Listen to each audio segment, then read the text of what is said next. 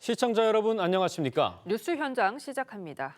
기업에 대한 노동자의 교섭 권한을 확대하는 노란봉투법이 더불어민주당 주도로 국회 본회의를 통과했습니다. 곧바로 2차 상법 개정안이 상정되면서 국민의힘은 또다시 24시간 무제한 토론, 필리버스터에 돌입했는데요. 취재기자 연결해 국회 상황 들어보겠습니다. 전종원 기자, 노란봉투법 가결은 어떻게 진행이 됐습니까? 네, 민주당과 법력권은 오늘 오전 노동조합법 2, 3조 개정안, 이른바 노란봉투법을 두고 밤새 이어진 필리버스터를 종결하고 표결에 붙여 국회 본회의를 통과시켰습니다. 노란봉투법은 파업 노동자에 대한 손해배상 책임을 제한하고 사용자 범위와 노동쟁의 대상을 확대하는 내용이 골자입니다.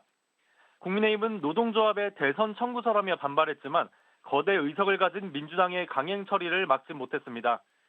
민주당 정청래 대표는 윤석열 전 대통령의 거부권 행사로 미뤄진 노동계의 염원을 달성했다고 자평했습니다. 국민의힘은 민주당의 치명적 오판이자 돌이킬 수 없는 실책이라며 오늘의 잘못된 결정은 내일의 재앙으로 이어질 것이라고 비판했습니다. 노란봉투법은 국무회의를 거쳐 공포되면 6개월의 유예기간을 거친 뒤 본격 시행됩니다. 네, 전정원 기자, 이 상법 개정안도 내일 처리가 되나요? 네, 노란봉투법이 통과된 직후 민주당은 윤석열 정부에서 거부권이 행사된 마지막 쟁점 법안인 2차 상법 개정안을 곧바로 본회의에 상정했습니다. 이번에 상정된 더 센 상법 개정안은 자산 2조 원 이상 상장사의 이사 선임 시 집중투표제 의무화와 감사위원 분리선출 확대가 핵심인데 야권과 경영계에선 기업의 경영활동을 위축시킨다며 도입에 반대하고 있습니다. 상법 개정안이 상정된 직후 국민의힘은 곽규택 의원을 시작으로 또다시 무제한 토론에 돌입했습니다. 다만 24시간 후인 내일 오전 민주당 주도로 국회 문턱을 넘을 전망입니다. 지금까지 정치부에서 전해드렸습니다. 네, 오늘 오전 노란봉투법이 통과를 했고 이른바 더 센 상법, 2차 상법 개정안이 상정이 됐습니다. 국민의힘은 또 한 번 필리버스터에 돌입하면서 또다시 대치 정국이 이어지고 있습니다. 여야 충돌이 격화되는 상황에서 국민의힘 당권 주자들 막판 표심 잡기에 힘을 싣고 있는데요. 성지훈 민주당 정책위 부의장, 정광재 국민의힘 대변인과 정치권 쟁점들 짚어보겠습니다. 안녕하십니까? 안녕하십니까? 반갑습니다. 네, 노란봉투법이 민주당의 주도로 국회 본회의를 통과했습니다. 오전 9시쯤이죠. 이 본회의 표결에서 찬성 183표로 노란봉투법이 의결됐습니다. 그 장면 보고 오시죠. 투표 결과를 말씀드리겠습니다. 재석 186인 중 찬성 183인, 반대 3인으로서 노동조합 및 노동관계조정법 일부 개정 법률안 대안은 가결되었음을 선포합니다. 진작에 통과시킨 법이었는데 윤석열 거부권 행사로 지금까지 노동계의 염원이 미뤄졌었는데 오늘 우리가 그것을 달성했다라는 것으로 우리가 역사적으로 큰 일을 했다 이렇게 생각을 합니다. 의원님 여러분들이 자랑스럽습니다. 네, 범여권은 찬성표를 던졌고요. 국민의힘 의원들 투표를 거부했고 개혁신당 의원 3명이 투표에 참여해서 반대표를 던졌습니다. 오늘 정청래 대표는 역사적으로 큰 일을 했다고 자평을 했거든요. 이렇게 여당 독주로 쟁점 법안들이 계속해서 처리되는 상황. 국민의힘에서는 무력감을 느낄 수밖에 없을 것 같아요. 네, 지금 사실 국회 운영과 관련해서는 그야말로 민주당 맘대로 운영될 수밖에 없는 현실이죠. 방송 3법을 비롯해서 민주당이 통과시키겠다고 하는 법안은 모두 민주당의 일정대로 진행될 수밖에 없는 상황에서 네. 국민의힘이 과연 의회에서 어떤 일을 할 수 있는가 이런 부분에 대해서 말씀하신 무력감을 느낄 수밖에 없습니다. 그래서 우리가 갖고 있는 최소한의 정당적인 방법, 그게 필리버스터이기 때문에 이걸 통해서 국민들께 이 법안의 문제점이 무엇인지를 소상하게 설명하는 데 중점을 두고 있는 거고요. 사실 이재명 대통령의 대통령 후보 시절의 1호 공약이 세계를 선도하는 경제 강국을 만들겠다는 거였습니다. 그런데 지금 이렇게 일방적으로 통과시키고 있는 노란봉투법과 상법 개정안이 경제 강국을 만들기 위한 기업하기 좋은 나라를 만드는 환경에 도움이 되는가, 이 부분에 관해서는 민주당도 심사숙고할 필요가 있다고 생각합니다.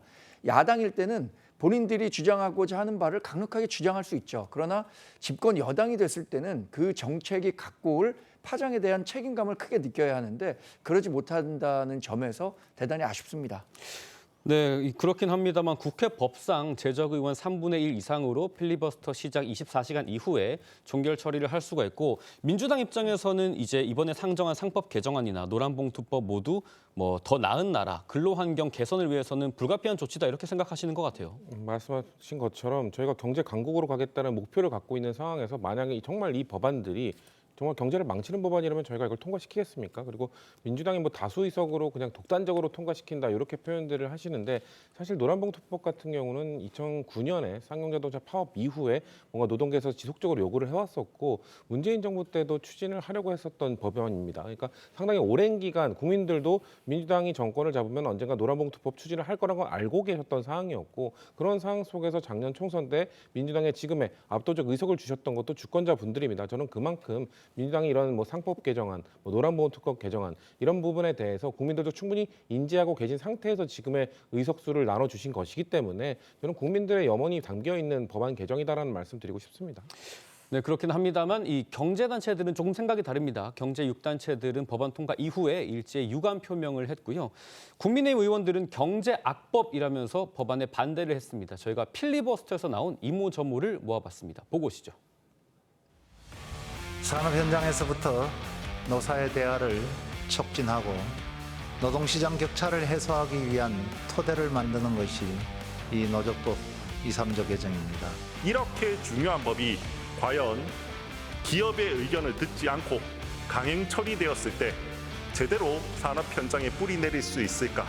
저는 그렇지 않다고 생각합니다. 장관 어디 가셨어요? 여기 임석해야 되는 거 아닌가?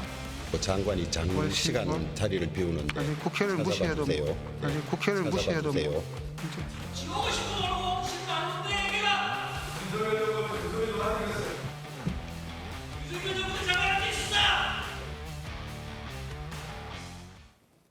네, 특히 대표적인 외자 기업이죠. 한국GM의 대표는 앞서 21일에 노란봉투법이 통과가 되면 본사로부터 사업장에 대한 재평가가 이뤄질 수 있다. 강력하게 재고를 요청한다. 이렇게 촉구를 했습니다. 재계에 어떤 후폭풍을 불러올까요? 일단 지금 경제 환경이 굉장히 어렵죠. 경기는 부진하고 원자재 값이 상승하면서 기업 경영 환경이 녹록치가 않습니다. 여기에 미국과의 관세 협상 또 법인세 인상과 같은 여러 악재들이 있는데 네. 노란봉투법이 실제로 현실화됐을 때 굉장히 노사 관계가 경직될 수 있고 또 하나는 노란봉투법이 통과됨으로써 이 노조가 파업에 임할 수 있는 어떤 동인들이 훨씬 더 확대될 수 있다는 측면을 경제계에서는 가장 크게 우려하고 있는 것 같습니다. 네. 그래서 주한 미국 상공회의소라든가 주한 EU 상공회의소 등에서 이분들은 상당히 여러 나라에 대해서 객관적인 시각으로 이 기업 환경을 보고 있는 분들이거든요. 이런 우려의 목소리를 낼 수밖에 없고 특히 한국 GM 같은 경우에는 10년간 한국에 머물겠다라는 확약을 했지만 그 시기가 다 다가오고 있습니다. 당시의 환경으로 갔을 때 과연 한국 GM이 한국의 생산 공장을 그대로 유지할 수 있을지 이 부분과 관련해서도 심각한 고민을 하고 있다는 것이 정론이라고 봐야겠죠. 예.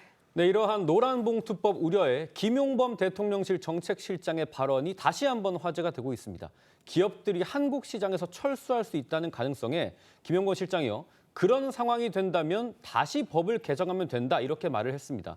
소 잃고 외양간 고치는 격이 될 수도 있는데 이 발언은 저희가 어떻게 해석을 해야 될까요? 저는 그러면 정책실장이 그렇게 기업들이 철수하는 상황은 발생하지 않을 것이다라는 자신감을 표현한 것이라고 생각을 그렇군요. 합니다. 예. 사실 뭐 아까 말씀하신 것처럼 뭐 상공회의소라든지 뭐 아니면 한국 GM 이 기업 측의 입장을 대변하는 분들이 그런 단체에서 계속해서 반대 의견을 낼 뿐이지 사실 이번에 추진하고 있는 법안들은 이제 국제 노동기구에서 ILO에서 제안하고 있는 기준에는 매우 부합하는 것들이 많거든요. 사실 국제 노동기구 같은 경우는 한국에 수십 년 동안 뭔가 이 노동자와 기업 관계에 대해서 지적을 쭉 해왔었거든요. 그러니까 단체 행동권이 너무 제한되어 있다. 그리고 뭐 손해배상, 가압류가 너무 남용되고 있다 등등을 지적해왔기 때문에 그런 국제 기준을 좀 부합하는 그거에 맞춰서 가고자 하는 이런 법안들 통과에 대해서는 오히려 국제 노동시장에서는 노동계에서는 환영할 만한 법안이거든요. 그렇기 때문에 당연히 기업계에서는 기업에서는 기업의 활동이 좀 위축될 수 있다는 우려를 전달할 수는 있다고 생각합니다만 한국의 전체적인 이 노동자와 기업 간의 이런 균형이 너무 기업 측에 쏠려 있기 때문에 저희는 그 균형을 이 정도는 맞추는 것도 아닙니다. 노동자의 권한을 조금 올려주는 것이기 때문에 여전히 기업하기 좋고 여전히 기업 우위의 경제 환경, 시장 환경을 갖추고 있는 한국이기 때문에 저는 여전히 외국 기업들이 봤을 때 충분히 매력적인 시장은 유지될 거라고 생각합니다. 네, 그런데 그런데 산업 현장에서 파업이 이루어지는 문화가 좀 다른 것 같아요. 예. 우리나라에서는 사업장을 점거해서 전체 공정이 스톱되는 경우가 많은데 해외에서는 그렇지가 않거든요. 그리고 대체 인력 투입이라든가 이런 부분과 관련해서는 우리가 굉장히 경직된 제도를 갖고 있기 때문에 이것이 경영계와 노동계가 기울어진 운동정이었는데 그것을 평평하게 만드는 수준이라고 생각하기에는 굉장히 나이브하다고 생각하고요. 김용범 정책실장이 이렇게 얘기한 것도 전 굉장히 문제가 있다고 생각합니다. 이렇게 한 번 잘못 발을 들이기는 쉽지만 그것을 다시 돌아와서 제대로 정착시키기는 굉장히 어려운데 정책실장이라는 분이 다소 이렇게 뭐라 그럴까요? 현실과는 좀 동떨어진 발언을 한다는 측면에서 저는 굉장히 잘못된 발언을 했다고 생각합니다. 예, 이런 재계 반발을 좀 의식을 해서일까요? 노동부는 노란봉투법 시행 전 6개월간 이 노사 의견을 수렴하는 그런 TF를 구성하기로 했습니다. 6개월간의 시행 준비 기간을 갖겠다는 건데 이게 대안이 될 수 있을까요? 근데 제가 6개월 이후의 기간과 1년 이후의 기간과 뭐가 그렇게 차이가 있는지 모르겠어요. 예. 우리 당과 지금 재계에서는 6개월 말고 1년간 유예 기간을 가진 이후에 여기서 나오는 그 시행착오들을 바탕으로 다시 한번 논의를 하자는 건데 굳이 왜 꼭 6개월을 민주당이 고수하고 있는지 이 부분과 관련해서 민주당이 좀 속 시원히 설명해 줄 필요가 있다고 생각합니다. 알겠습니다. 이런 상황에 조국 전 대표가 이 노란봉투법에 대한 입장을 표명을 했습니다. 감개무량하다. 본인이 이제 과거에 법 제정을 호소했다. 이런 점도 강조를 했는데 노란봉투법에 대한 여야 공방 속에 저희가 기존에 조국 전 대표의 존재감이 있지는 않았거든요. 모든 현안에 대해서 입장을 표명하고 있는 조국 전 대표 이런 행보를 어떻게 보십니까? 일단 많이 답답하셨을 것 같아요. 감옥에 수감되어 있는 동안 특히나 조국혁신당의 전직 대표 입장에서는 조국혁신당이 좀처럼 제3당으로서의 목소리를 내지 못하고 있는 상황에서 이렇게 사면 복권이 된 이후에 적극적으로 이렇게 정치에 바로 복귀하시고 현안에 대해서 하나하나 지적하시는 모습, 저는 그 마음은 이해합니다만 지금 저희 이재명 대통령께서 조국 전 대표를 사면해 준 것이 당신이 지은 죄가 없다라고 무효로 해준 게 아니잖아요. 그러니까 네. 형의 집행을 중지하고 정치할 수 있는 그런 권한을 복권시켜 준 것이기 때문에 그렇다면 국민들께서 조국 전 대표가 결국 죄를 지었던 부분에 대한 사죄나 이런 생각들을 어떻게 갖고 계신지 좀 궁금해할 거라고 생각합니다. 조국 전 대표도 그런 말을 했죠. 2030 세대가 본인에 대해 반감을 갖고 있는 걸 알고 있다. 근데 사과한다고 되겠는가? 사과 이상의 뭔가를 하기 위해 노력하겠다고 말씀하셨기 때문에 네. 이렇게 정치적 민감한 현안에 대해서 하나하나 논평을 하시는 것보다는 그들의 마음을 어떻게 되돌릴지부터 또 뭔가 고민하고 그걸 행동으로 이어가는 것이 조국 전 대표의 정치 행보에 저는 시작이 되어야 하지 않나 그렇게 말씀드리고 싶습니다. 네, 앞서 조국 전 대표가 지난 15일이죠. SNS에 된장찌개가 끓는 영상과 함께 가족 식사다라는 글을 올렸는데 이게 고급 한우 전문점 후식 메뉴라는 게 알려지면서 논란을 낳았거든요. 그제 라디오에 출연해 이렇게 해명을 했습니다. 제가 된장찌개 찍은 사진으로 예. 뭐라 하시더라고요. 예. 가족과 밥 먹는 사진을 올렸는데 그걸 가지고 일부 사람들이 고기를 먹은 걸 숨기고 예. 된장찌개를 올렸다 이렇게 얘기하는데 저는 일단 너무 괴상한 비방을 하고 있다. 속이 좀 꼬인 사람들이 예. 그런 얘기를 하신다 생각하고 대응을 하지 않고 있습니다. 예. 그리고 예. 뭐 제가 대응할 가치도 없는 것 같고 예. 그런 것에 일희일비하진 않겠습니다. 예. 네, 여기서 그치지 않았습니다. 어제 조국 전 대표가요. 이른바 된장찌개 영상 논란과 관련해서 SNS에 이런 글을 남겼습니다. 저희가 보여드릴 텐데 고기 먹은 것을 숨기고 된장찌개 영상을 올렸다고 비방하는 해괴한 분들이 있다.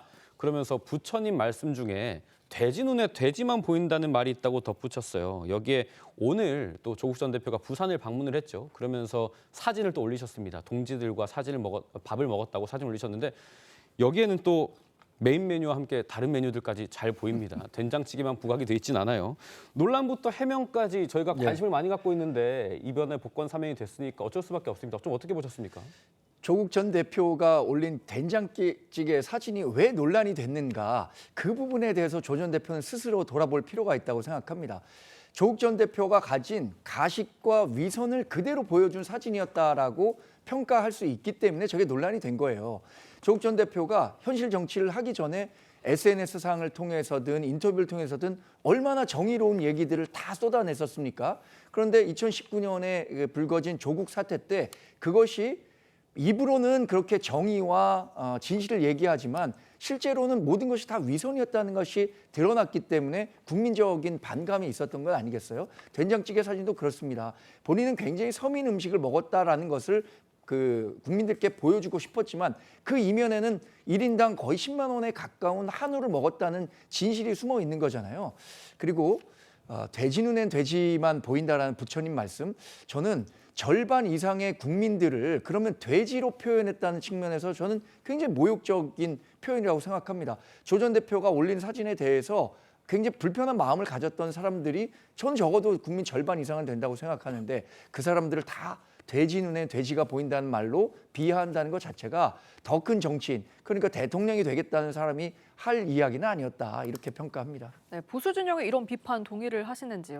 일단 전 조국 전 대표의 사진을 보고 많은 다수의 국민들이 불편해하셨을 거라고 생각하지는 않아요. 그러니까 저 사진이 사실 된장찌개가 아니라 전문 용어로 된장 술밥인데요. 그러니까 예. 한우를 파는 곳에서 나오는 음식이고, 그리고 반찬들을 같이 사진에 올렸기 때문에 저 반찬도 저는 제가 가본 이제 한우집에서 보통 나오는 반찬들이기 때문에 저거를 뭐 한우를 먹은 거 숨기고 딱 저 음식만 먹었다는 걸 올리기 위해서 저는 저걸 SNS에 게시했다고 보지 않고요. 그렇기 때문에 좀 국민들도 좀 과한 비판이다. 조국 전 대표가 참 일부 진영으로부터 미움을 받고 있구나, 이렇게 생각하실 거라고 생각했어요. 근데 조국 전 대표가 아까 우리가 봤던 라디오에 나왔을 때는 일일이 뭐 대응을 하지 않고 있다, 속이 좀 꼬인 분들의 대응인 것 같다라고 한 거기까지는 괜찮았는데 SNS에 이 돼지 눈에는 돼지만 보인다, 이 말씀을 올린 건 굳이 이 논란을 다시 한번 키움으로써 이게 지난주에 좀 다뤄졌던 문제인데 지금 우리가 오늘 또 뉴스 현장에서 또 다룰 정도로 예. 굳이 한 번 더 논란을 만드는 거는 조국 전 대표의 책임이 아닌가, 그런 부분에서도 좀 아쉽습니다.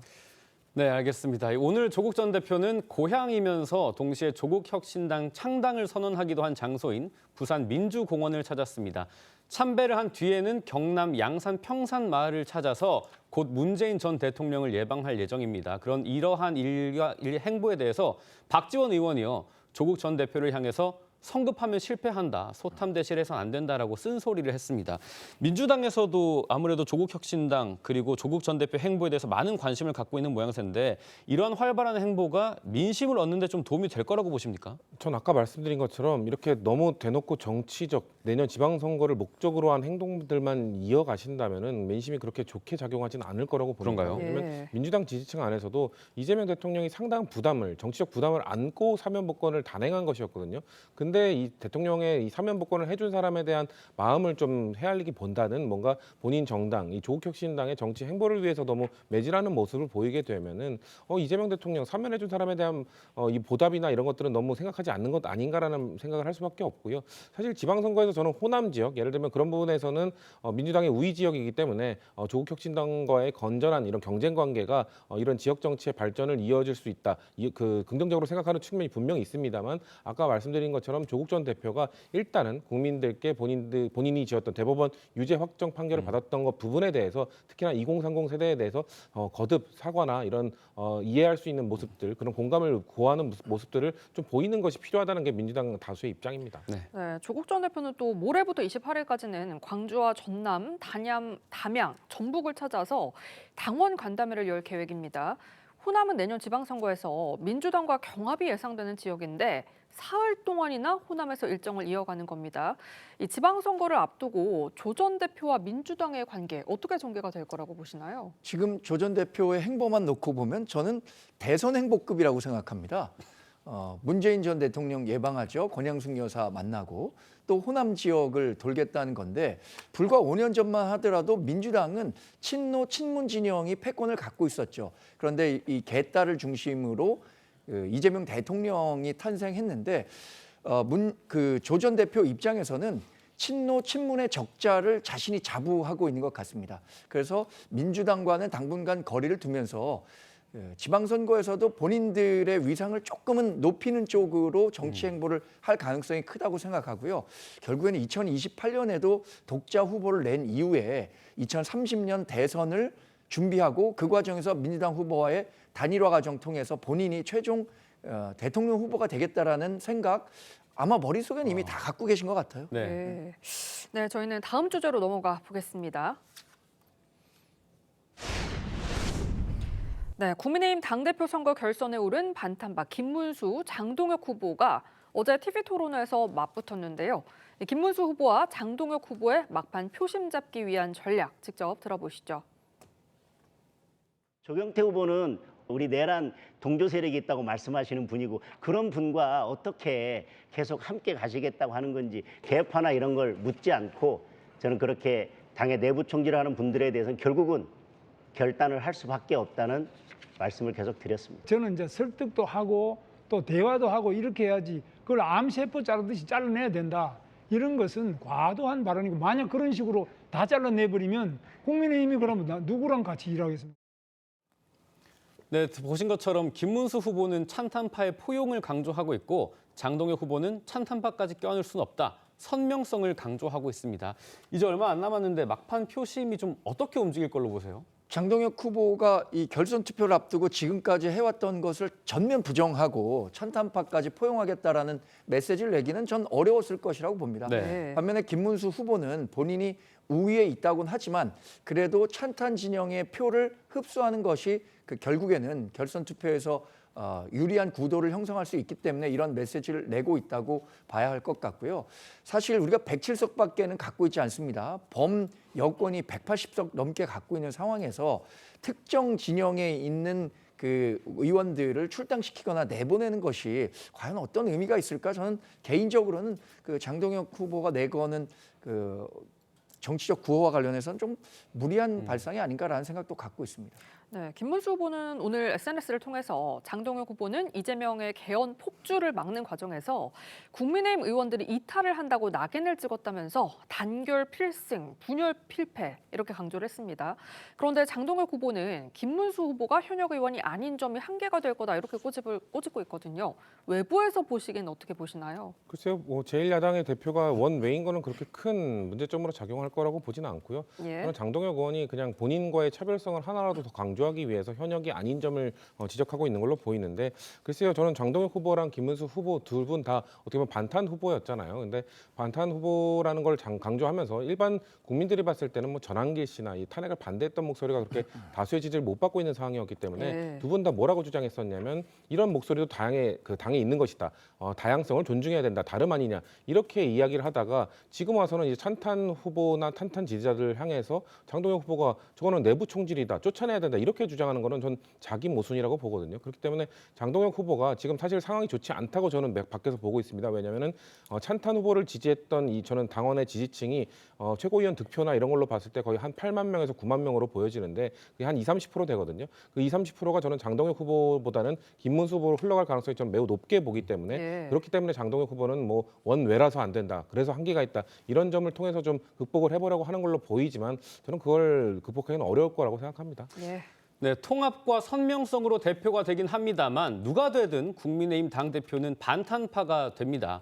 두 후보는 얼마 전 토론회에서요. 당대표가 되면 정청래 민주당 대표에게 먼저 연락을 하겠다라고 했는데 앞으로 민주당과의 관계 설정이 어떻게 될 것인지도 상당히 궁금해요. 어떻게 좀 전망하십니까? 네. 지금까지의 의회 운영 방안과 관련해서는 그 접점을 찾기가 굉장히 어렵습니다. 또 정청래 민주당 대표가 굉장히 강경한 모습을 보이고 있기 때문에 저는 이번 계기로 어떤 일이 이제 화해에 이르려면 결정적인 계기가 있어야 하는데 어떤 분이 우리 당의 새로운 당대표가 되든 간에 우리 당 대표가 정청래 민주당 대표에게 대화의 그 제스처를 보냈을 때 정청래 대표도 못 이기는 척 나오는 게 지금으로서는 그 탈출구를 찾는 좋은 방법이 되지 않을까 싶습니다.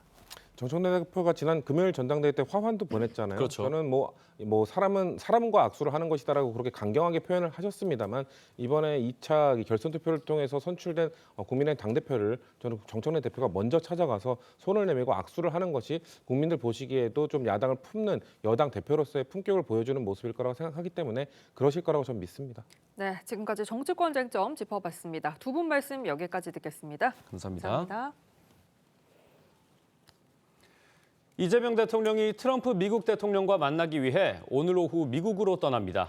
이 대통령은 어제 이시바 일본 총리와 정상회담에서 한일 협력을 다짐했는데 한일 관계 발전을 한미일 공조 강화로 이어가겠다는 방침입니다. 최원국 기자입니다. 이재명 대통령은 현지 시간 24일 오후 미 워싱턴 DC에 도착할 예정입니다. 이 대통령은 북미 동포 간담회를 시작으로 방미 일정에 돌입하는데 25일 트럼프 미국 대통령과 양자 회담을 가질 계획입니다. 이번 회담에선 관세 협상 후속 조치와 미국의 중국 견제를 위한 주한미군 전략적 유연성 확대 등 안보 협력 문제가 주요 의제로 오를 전망입니다. 이 대통령은 한미 정상회담에 앞서 어제 이시바 일본 총리와 정상회담에서 한일 정상의 셔틀 외교를 복원하는 등 한일 협력을 다졌습니다. 저와 이시바 총리는 한일 관계 발전 방향과 주요 실질 협력 방안, 한반도 평화와 북한 문제, 주요 글로벌 현안 등에 대해 심도 있게 논의하였습니다. 소인수 회담은 예정된 20분을 훌쩍 넘긴 1시간가량 진행됐는데 상당 시간 대미 관계와 관세 협상에 대해 논의한 것으로 알려졌습니다. 한미 정상회담을 앞두고 트럼프 대통령과의 협상을 유리하게 이끌어가겠다는 전략으로 보입니다. 일본과 좋은 관계를 발전시키면서 미국과 협의를 하러 간다 하는 것은 일본은 물론 미국에서도 긍정적인 움직임일 것입니다. 이 대통령은 한미 정상회담 이후엔 알링턴 국립묘지, 서재필 기념관 등을 방문하는 등 3박 6일간 일미 순방을 마치고 귀국할 예정입니다. TV조선 최원국입니다. 네, 이재명 대통령이 오늘 일본 방문 일정을 마무리했고 한미 정상회담을 위해 미국으로 향합니다. 한일 정상회담의 성과와 한미 정상회담의 쟁점들 봉영식 연세대 개공 교수와 짚어봅니다. 안녕하십니까? 네, 안녕하십니까? 네, 어제 진행된 한일 정상회담 이후에 양국 정상이 공동 언론 발표문을 발표했습니다. 17년 만이라고 하는데 이번에 한미일 협력 강화 실현의 의미가 있다 이렇게 위성락 실장이 말씀을 하셨어요. 우리 국민들이 구체적으로 체감할 만한 성과는 좀 뭐가 있을까요? 일단은 이제 공동 언론 발표문이 예상을 깨고 채택됐다는 것, 예. 그것이 굉장히 그 성과가 있었다는 것을 확인해주는 하나의 징표입니다. 네. 사실 1998년 김대중 오부치 선언을 기대하기는 아직 시기상조인 것이죠. 특히 이시바 총리가 선거 참패 이후로 정치적 위상에 대한 여러 가지 불확실성이 있기 때문에 그것은 이제 김대중 오부치 선언 30주년이 되고 또 이재명 정부의 임기 중간인 2028년이 더 유력하지 않을까 그렇게 생각합니다. 하지만 이재명 대통령의 가장 큰 성과는 전임 윤석열 정부 때 구축해놓은 한미일 대북 3자 안보 협력 체제를 유지하겠다. 이건 정권 이상의 시스템이라는 일본이 제일 바라고 있던 것을 확인해 주었고 또 강제징용자 3자 변제라든지 2015년 박근혜 정부와 아베 정부의 위안부 문제 타결 선언을 존중하겠다는 것을 주었기 때문에 일본 입장에서는 이재명 정부의 실용 외교를 신뢰할 수 있다. 이런 것이 확인되었습니다. 그것이 디딤돌이 돼서 이재명 정부를 친중 좌파 정권이라고 보고 있는 트럼프 행정부에서도 그렇지 않을 수가 있다. 이재명 정부와도 함께 협력을 할 수 있다는 신뢰가 어느 정도 시작된 것이 큰 성과라고 하겠습니다. 네, 그런데 어제 소인수 회담은 예정된 20분을 훌쩍 넘겨서 1시간가량 진행이 됐습니다. 어제 소인수 회담이 길어진 이유에 대해 위성락 안보실장은 이렇게 얘기했습니다. 방미를 앞두고 한미 관계, 미일 관계, 그리고 한미일 간의 협력 방향 등에 대해서도 전략적 소통을 했습니다. 두 분 간 소인수 대화에서 상당한 시간이 대미 관계 또 관세 협상 등에 할애되었습니다. 말씀하신 것처럼 상당한 시간이 대미 협상에 할애가 됐다라고 하는데 일본 측에서 우리 측에 대미 협상 노하우 이런 걸 좀 전달을 해줬다고 봐야 될까요? 예, 그렇게 보겠죠. 대화가 길다고 항상 좋은 건 아니지 않습니까? 3시간을 이야기했는데 서로 치고받고 싸울 수도 있었겠는데 위성락 실장이 확인한 바에 따르면은 초점이 양자 간의 이슈가 아니라 대미, 미국에 관한 이야기를 나누었다. 그렇다면은 3가지 정도를 논의했다고 예상을 해볼 수 있죠. 하나는 말씀하신 대로 일본이 트럼프 행정부와 경험했던 이런 관세 협상에 대한 서로의 그 정보 공유, 그리고 조언, 그리고 앞으로 이 미국 트럼프 행정부의 외교, 경제 행보에 대해서 각자 또 공동 어떻게 대처할 것인가 이런 미국의 초점을 맞춘 대화라면은 굉장히 생산적인 3시간이 아니었나 싶습니다. 네, 우리 외교통상 장관들이 미국에서 먼저 회담 의제를 점검하고 있는 것으로 알려졌습니다. 우리 외교부는 정상회담에서 논의될 다양한 분야의 성과 사업을 점검했다라고 했는데 미국 국무부 부대변인은 이 인도태평양 지역의 억제력 강화 그리고 분담금 확대 방안을 논의하고 있다고 했거든요. 조금은 온도차가 좀 있어 보입니다. 온도차고 있고 또 이게 좋은 사인은 분명히 아닙니다. 예. 아시겠습니다마는 양국 정상 간의 그런 정상회의는 항상 성공을 확보한 상황에서 이루어지는 거 아니겠습니까? 예. 그러니까 네. 실패한 정상회담이 어떤 말도 나오고 있죠. 그런데 이제 이재명 대통령께서 미국으로 벌써 출발한 상황에서 의제를 조율하고 있다. 그리고 우리나라의 외교장관이 일본을 가지 않고 미국까지 가야 되는 그런 상황이라면은 이것은 이재명 정부의 잘못이나 실수라고 할 수는 없지만 그만큼 트럼프 행정부가 한국의 이재명 정부에 대해서 요구하는 것이 맞다. 여기에 대해서는 양국 간의 원만한 합의가 아직도 이루어지지 않은 유동적인 상태다. 이것은 미국 트럼프 행정부의 정책 결정 구조 자체가 워낙 대통령이 단독으로 결정하는 것이기 때문에 그 밑에 있는 국무장관, 국방장관 선에서는 대통령을 실망시키지 않고 나중에 귀책 사유가 되지 않을 정도로 한국에 대해서는 최대한도의 압박을 계속 가하고 있는 것으로 보입니다. 우려한 대로 미국 트럼프 대통령이 이른바 안보 청구서를 요구를 하면 우리는 어떤 카드를 내미는 게 필요하다고 보시나요? 결국에는 그렇게 하는 것이 미국 우선주의에도 결국에는 도움이 되지 않는다. 예. 단기적으로 또 부분적으로 혜택이 있을지는 모르지만 큰 틀에서 본다면 오히려 미국의 자충수가 될 것이라는 것을 굉장히 부드럽게 합리적으로 이야기하는 것이 필요한데 그것을 이제 정상 간의 만남에서 이야기하는 것은 이제까지 남아프리카 공화국 대통령이라든지 우크라이나의 젤렌스키 대통령과의 백악관 회동의 모습을 보면은 역효과만 나올 뿐입니다. 네. 스위스 대통령이 스위스의 독특한 상황을 설명을 하니까 오히려 더 높은 관세를 부과했지 않습니까?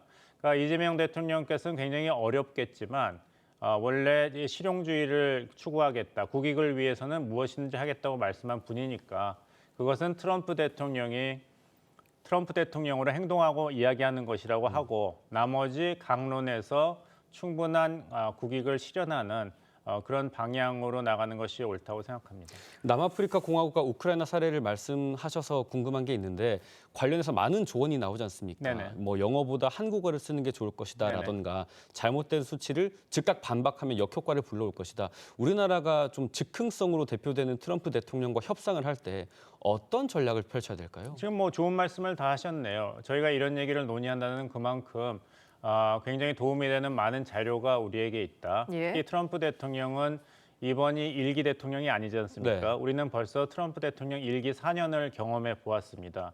그리고 말씀하신 대로 다른 외국 정상들 간의 그런 모임에서 트럼프 대통령이 어떻게 발언하고 행동했는지 잘 알기 때문에 그것에 기초해서 대응을 한다면은 충분히 큰 실수가 없는 그런 정상회담이 될 것 같습니다만 한 가지 우리가 기대 수준을 낮춰야 될 것 같아요. 이시바 총리가 트럼프 대통령 취임 이후로는 두 번째로 정상회담을 가져서 일본 측에서는 이시바 총리 인기가 5% 이상 갑자기 올랐지만 네. 모든 것이 다 잘 되는 줄 알았죠. 하지만 바로 관세를 또 맞았지 않습니까? 예. 맞습니다. 그러니까 끝날 때까지는 끝난 것이 아니다. 이것은 시작에 불과하다. 좀 이제 암울하고 답답한 트럼프 3년 반이 남아 있다. 그러니까 너무 처음서부터 실망할 것도 없고 큰 기대를 가질 수가 없는 것도 안 좋고 마라톤과 같은 대미 협상이 계속될 것이다. 이런 식으로 대비를 하는 것이 좋겠습니다. 네, 지금까지 봉영식 연세대 개공 교수와 함께했습니다. 감사합니다. 감사합니다.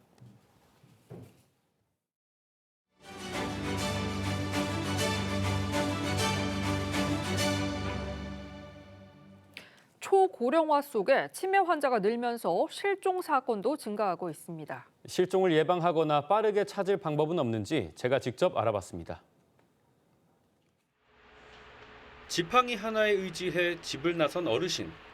위태롭게 계단을 내려가고 도로를 가로지르더니 야산으로 들어갑니다. 치매를 앓던 이 어르신은 무려 76시간이 지나 산비탈 나무 그늘 아래서 발견됐습니다. 초고령화로 치매 환자가 늘면서 최근 4년 새 치매 환자 실종 사고는 약 3,000건 늘었습니다. 치매 노인 실종 신고를 하면 관할 경찰청에서는 주민들에게 실종자를 찾는다는 문자를 전송합니다. 문자엔 실종자의 이름과 키와 몸무게, 복장 등의 인상착의 정보가 담겼습니다. 시민들의 제보가 실종자를 찾는 데 중요한 역할을 하지만 실제 찾는 비율은 15% 안팎에 불과합니다. 실종자가 이동하는 그 방향이나 어디 장소를 특정하기에는 많은 부분 제약이 있습니다. 많은 시민들의 제보가 필요로 한데 치매 환자 가족들은 언제 호련히 집을 나설지 불안하기만 합니다. 근데 혼자 계시는 시간에 갑자기 나가게 되는 거예요. 나가는데 집이 생각이 안 나는 거죠. 저 같은 경우는 이제 CCTV를 해놨거든요, 집 안에다. 이 때문에 일부 지자체에서는 별도 예산을 투입해 옷이나 신발 깔창 등에 부착하는 위치 추적기까지 보급하고 있습니다. 지갑이나 이런 데 넣어서 휴대하기 편한 점도 있습니다. 기존 배회 감지기에 비해서 한번 충전했을 때 300일 정도 사용할 수 있는 장점이 있습니다. 치매 환자 100만 명 시대, 전문가들은 이런 해법을 제시합니다. 제도 급여 이런 것만으로는 안 되고요. 지역사회가 같이 치매 어르신들을 좀 돌보는 이렇게 공동체가 돼야 되는 거예요. TV조선 장혁수입니다.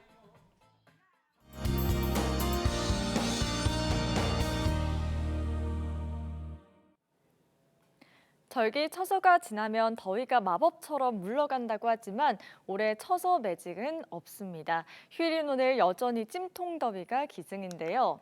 전국에 폭염특보가 발효된 가운데 35도 안팎의 극한 폭염이 이어지고 있습니다. 오전부터 저녁 사이에는 곳곳에 소나기가 지납니다. 양은 5에서 40mm 정도 되겠고 돌풍과 함께 벼락이 치는 곳도 있겠습니다. 오늘도 전국에 볕이 강하게 내리쬐겠고요. 밤부터 서해안을 중심으로 바람이 강하게 불겠습니다.